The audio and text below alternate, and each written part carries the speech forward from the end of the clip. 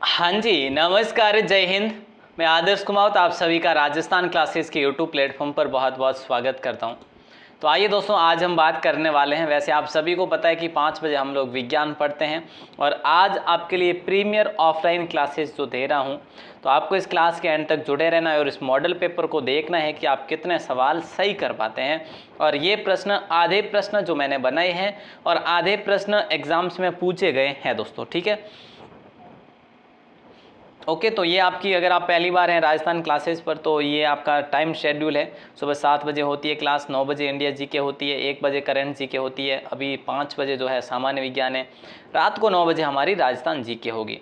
तो आइए दोस्तों, आज का पहला क्वेश्चन आए, लेकिन उससे पहले आपको जो भी ये पीडीएफ में दोस्तों जो भी क्लासेस पढ़ा रहा हूँ, ये पीडीएफ हो गई, जैसे अलग से मॉडल पेपर कम्प्लीटली जिसमें पूर्णतः 100 क्वेश्चन है, वो मॉडल पेपर डाउनलोड करने के लिए आप राजस्थान क्लासेस की वेबसाइट पर जाकर डाउनलोड कर सकते हैं, बिल्कुल फ्री ऑफ चार्ज। जो आपको 15 मॉडल पेपर आपको दिए जा चुके हैं दोस्तों। कम से कम आप माने ना तो ये 150 रुपये के होते हैं मिनिमम, लेकिन आपको फ्री में दे दिए हैं, तो आप उसको डाउनलोड करें, अपनी प्रैक्टिस करें बेहतर। दोस्तों, आज का पहला क्वेश्चन आपकी स्क्रीन पर है और सभी को जवाब देने हैं। सुपर फास्ट करेंगे हम लोग, ठीक है, ज़्यादा टाइम वेस्ट नहीं करेंगे, ओनली मॉक टेस्ट के रूप में इसको लेंगे। ओजोन परत कहाँ पाई जाती है, कौन से मंडल में पाई जाती है? देखिए, तो आप सभी का सही जवाब हो जाएगा समताप मंडल में पाई जाती, समताप मंडल में पाई जाती दोस्तों कौन सी ओजोन परत, ठीक है, याद रखिएगा। और अगला प्रश्न आपके स्क्रीन पर है। ओजोन परत दिवस सितंबर महीने में मनाया जाता है, आप सभी को पता है। और नेक्स्ट क्वेश्चन आपकी स्क्रीन पर है। लाल रक्त कणिकाओं का औसत जीवन काल जो होता है लगभग कितने समय का होता है? लाल रक्त कणिकाओं का जो औसतन जीवन काल होता है वो लगभग दोस्तों 100 से लेकर 120 दिन का होता है। तो ऑप्शन आप सभी का, ऑप्शन बी जो भी भाई बहन बता रहे हैं, बिल्कुल सही है आप सभी का आंसर। और नेक्स्ट क्वेश्चन आपकी स्क्रीन पर है। नेक्स्ट क्वेश्चन है कि किसी बिजली की इस्त्री को गर्म करने के लिए किस धातु का प्रयोग किया जाता है? तो किसी बिजली की इस्त्री को गर्म करने के लिए आपके निक्रोम धातु का प्रयोग करा जाता है। किसका करा जाता है? निक्रोम धातु का प्रयोग करा जाता है, यानी कि ऑप्शन आपका बी हो जाएगा। और नेक्स्ट क्वेश्चन ये लीजिए। नेक्स्ट क्वेश्चन है, किसी तुल्यकाली उपग्रह की पृथ्वी की सतह से ऊंचाई लगभग कितनी होती है? किसी तुल्यकाली उपग्रह की पृथ्वी की सतह से ऊंचाई जो लगभग होती है ना, वो 36,000 किलोमीटर होती है, या 30,000 या 42,000। हमारा सही जवाब हो जाएगा ऑप्शन ए, यानी कि 36,000 को लॉक करेंगे। नेक्स्ट क्वेश्चन है, कृषि उत्पादकों की कोटि किस प्रकार की निर्धारित की जाती है? दोस्तों, कृषि उत्पादकों की जो कोटि होती है, मतलब उसकी गणना, गुणवत्ता जो मापी जाती है, वो किस प्रकार से? तो एग मार्क के अकॉर्डिंग मापी जाती है।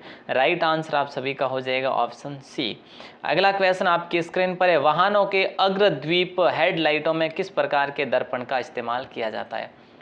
वाहनों के अग्रद्वीपों या हेडलाइट में किस प्रकार के दर्पण का इस्तेमाल होता है? तो समतल दर्पण होगा, अवतल दर्पण होगा, या उत्तल दर्पण होगा, या फिर परवलयीय दर्पण होगा? तो दोस्तों ऑप्शन डी को हो जाएगा, आप लॉक करेंगे, परवलयीय दर्पण को लॉक करेंगे। नेक्स्ट क्वेश्चन आता है कि मानव शरीर में कुल हड्डियां कितनी होती है? सामान्य मानव के अंदर, सामान्य स्वस्थ मानव में वैसे हड्डियां जो होती है वो कितनी होती है? 206 होती है, 260, 306 या 360? देखिए दोस्तों, 206 को आप लोग लॉक करेंगे, ऑप्शन ए, यानी कि 206 हड्डियां होती है मानव शरीर में कुल। और अगला प्रश्न आपकी स्क्रीन पर है। अगला प्रश्न है, उस विटामिन का नाम बताइए जो किसी भी मांसाहारी भोजन में नहीं मिलता। उस विटामिन का नाम बताना जो किसी भी मांसाहारी या भोजन में नहीं मिलता। विटामिन B12 या विटामिन सी या विटामिन डी या विटामिन के? तो विटामिन के को आप लोग लॉक करेंगे दोस्तों, ठीक है, विटामिन विटामिन डी हो जाएगा, जो कि धूप से मिलता है, आप सभी को पता है। और अगला प्रश्न, उर्वरकों के निर्माण में निम्नलिखित में से कौन सा तत्व प्रयोग में लाया जाता है?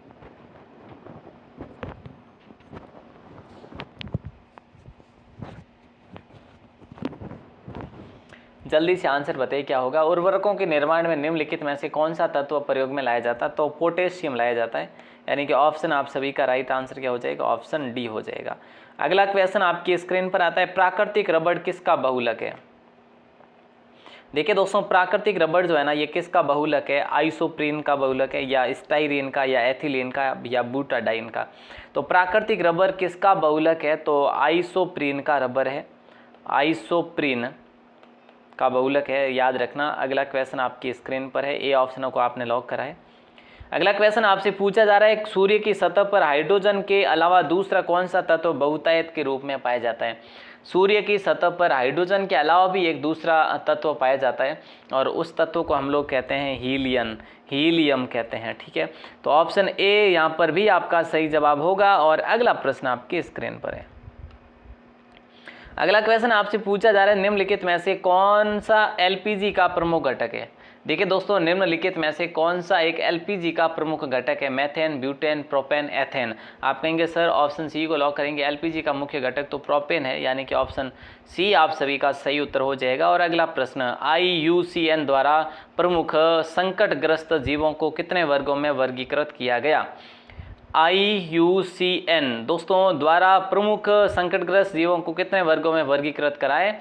तो 7 वर्गों में इसने वर्गीकृत करा है, IUCN ने। ठीक है, अगला क्वेश्चन आपकी स्क्रीन पर ये लीजिए, शीत ऋतु में पशुओं के प्रस्तुति, देखिए प्रसुप्ति काल को क्या कहा जाता है? शीत ऋतु में पशुओं के प्रसुप्ति काल को क्या कहा जाता है?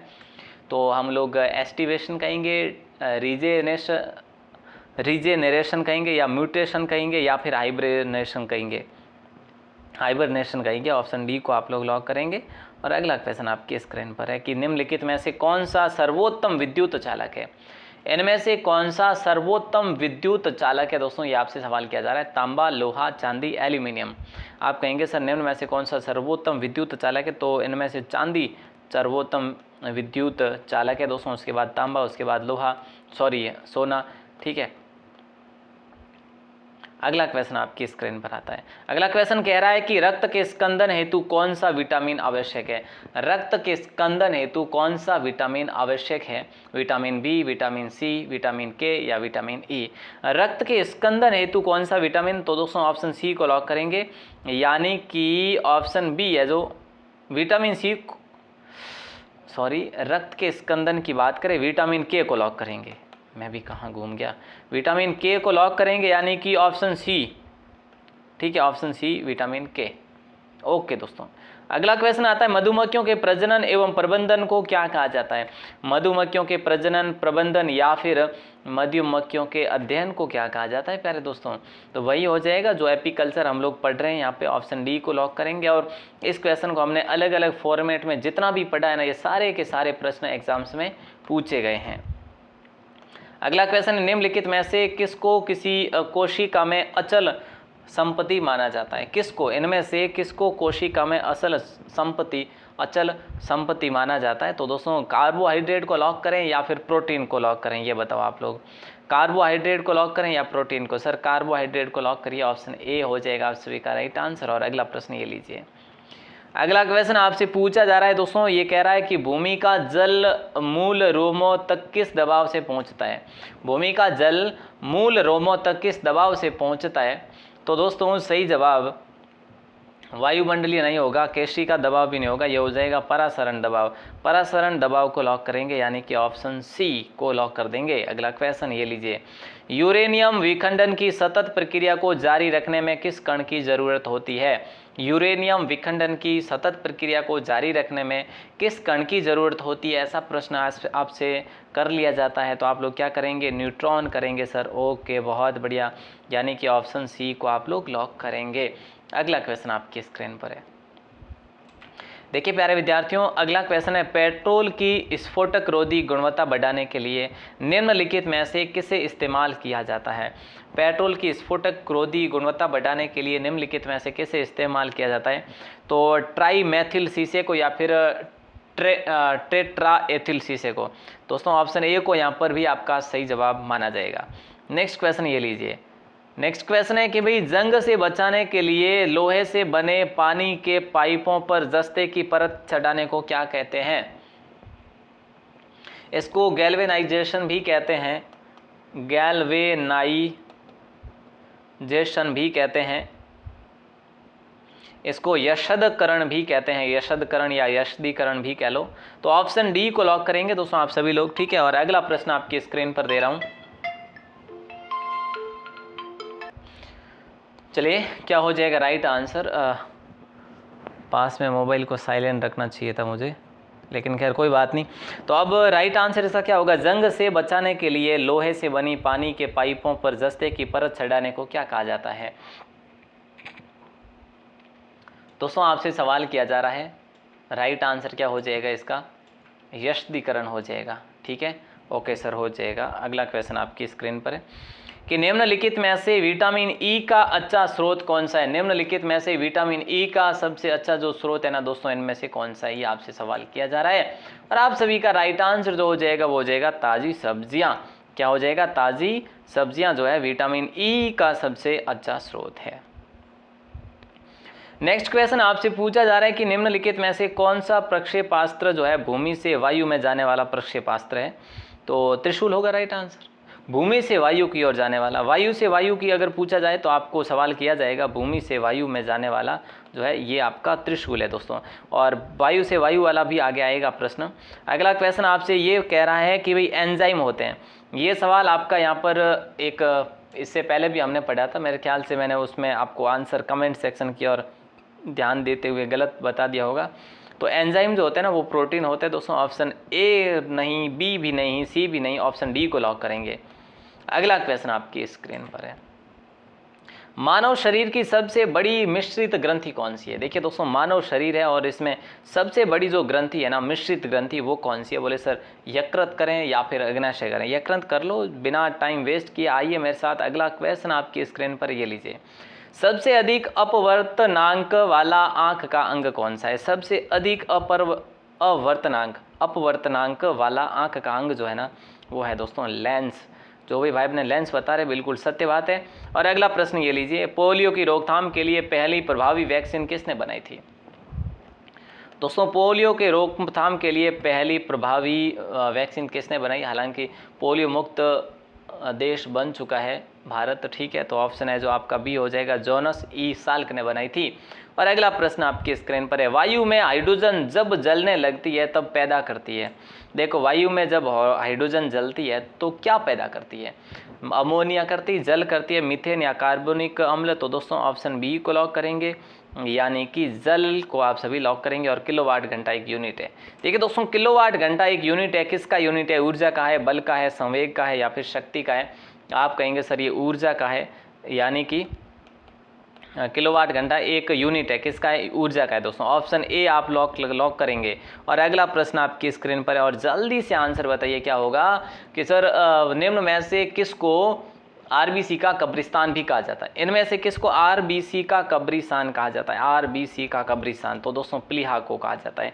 जिन्होंने भी ऑप्शन बी बताया यहाँ पे एकदम सही बताया है आपने। और अगला प्रश्न आपकी स्क्रीन पर है और अगला प्रश्न ये कह रहा है कि गलसुआ यानी कि मम्प्स एक वायरल रोग है और ये सूजन पैदा करता है। कहाँ पर सूजन पैदा करता है, ये कर्णपूर्व ग्रंथि में या अधोजिह्वा ग्रंथि में या अधोजंब ग्रंथि में या अवाक्षी ग्रंथि में। तो दोस्तों याद रखना ये गलसुआ जो है ना ये कर्णपूर्व ग्रंथि में ये जो एक वायरल रोग है जो सूजन पैदा कर देता है। और अगला प्रश्न ये लीजिए आपकी स्क्रीन पर, देखिए बड़ा सुपर फास्ट कराया हम लोगों ने आज, है ना। तंबाकू का धुआं स्वास्थ्य के लिए हानिकारक है, यानी कि है, सबको पता है। तो इसमें क्या होता है ऐसा इसलिए हानिकारक है ये। तो दोस्तों इसमें होता है कार्बन मोनोऑक्साइड नहीं होगा, पॉलीसाइक्लिक एरोमेटिक हाइड्रोकार्बन भी नहीं होगा, निकोटीन ऑप्शन आ गया ना। तो निकोटीन इसमें अधिक होने के कारण ये हमारे शरीर के लिए हानिकारक है। अगला क्वेश्चन, कौन सी कृत्रिम शर्करा है, बताइए दोस्तों इनमें से कौन सी कृत्रिम शर्करा है। नोवेस्ट्रॉल है, एस्पार्टेम है या फिर टर्मिनाल है या उपरोक्त सभी। तो एस्पार्टेम को लॉक करेंगे दोस्तों। एस्पार्टेम शक्कर से 200 गुना मीठी होती है, ध्यान रखना, ठीक है। ये सवाल कई मरतबा एग्जाम में पूछा भी गया है। और अगला प्रश्न ये लीजिए आपकी स्क्रीन पर और आपसे पूछा जा रहा है, आपसे ये कह रहा है कि निम्न में से कौन सी शर्करा तत्काल ऊर्जा प्रदान करती है। निम्नलिखित में से कौन सी शर्करा जो है तत्काल ऊर्जा प्रदान करती है। तो ये तत्काल ग्लूकोज करती है दोस्तों, ठीक है। तो ऑप्शन किसको लॉक करेंगे हम लोग, हम लोग ऑप्शन डी को लॉक करेंगे। अगला प्रश्न आपकी स्क्रीन पर है, ग्लूकोज की आवश्यकता होने पर निम्नलिखित कौन सा अंग संचित ग्लाइकोजन को खंडित कर ग्लूकोज में परिवर्तित करता है? तो दोस्तों राइट आंसर आप सभी का यकृत हो जाएगा। और अगला क्वेश्चन ये लीजिए, शरीर के साथ संपर्क में स्पिरिट ठंडी अनुभूति देती है। शरीर के साथ संपर्क में स्पिरिट जो है ये ठंडी अनुभूति देती है, क्योंकि वह एक द्रव है या अत्यंत वाष्पशील है या एक सुचालक है या फिर पारदर्शी है। तो हमारा राइट आंसर हो जाएगा ऑप्शन बी। ठीक है। और दोस्तों अगला प्रश्न आता है, मरकरी क्या है? मरकरी आपका एक द्रव धातु है या ठोस धातु है, द्रव अधातु है या ठोस अधातु है? मरकरी दोस्तों ये द्रव धातु है। ठीक है, तो ऑप्शन डी को आप लोग लॉक करेंगे। और अगला क्वेश्चन जो कि आपका 40वां क्वेश्चन आपकी स्क्रीन पर है। ठीक है, 40वां है कि आप फिर अपना, हाँ 40 का 41वां क्वेश्चन है ये लगभग, और लास्ट क्वेश्चन है आज का। निम्न में से कौन प्रक्षेपास्त्र वायु से वायु वाला प्रक्षेपास्त्र है? इनमें से कौन सा प्रक्षेपास्त्र जो है वो वायु से वायु वाला है? वायु से वायु वाला जो है ये अस्त्र है। ऑप्शन बी को लॉक करेंगे दोस्तों। ठीक है, ओके सर। अब मुझे आप लोग कमेंट करके ये बताना क्लास ठीक लगी कि नहीं लगी, सुपर फास्ट। वैसे अपन साइंस में सुपर फास्ट ही पढ़ते हैं, बट कई बार अपन जीव विज्ञान पढ़ते हैं तो थोड़ा बहुत ज़रूर कर लेते हैं, लेकिन आज की क्लास में जीव विज्ञान इतने अधिक नहीं थे, सब मिक्स थे। ये आपकी क्लासेस का टाइम टेबल है, अगर आप लोग पहली बार हैं तो इसका स्क्रीनशॉट लेकर आप ज़रूर फॉलो करें। राजस्थान क्लासेस की वेबसाइट पर ज़रूर विजिट करें, आपको ये PDF यहीं पर मिलेगी दोस्तों। 15 मॉडल पेपर आपके लिए अपलोड कर दिए हैं। दिवाली पर आपके लिए बेहतरीन ऑफर है, कोई शुल्क नहीं है। अब इससे बढ़िया क्या कर सकते हैं, है ना? तो ज़रूर से ज़रूर दोस्तों मॉडल पेपर डाउनलोड करें, अपनी प्रैक्टिस करें। आप सभी का दिल से बहुत बहुत शुक्रिया। जय हिंद, वंदे मातरम। मिलते हैं वापस रात की 9 बजे की क्लास में, तब तक के लिए जय हिंद। और जो भी भाई अपने लास्ट में जोड़े थे उनसे कहना चाहूँगा क्लास को शुरू से ज़रूर पढ़ लेना। धन्यवाद।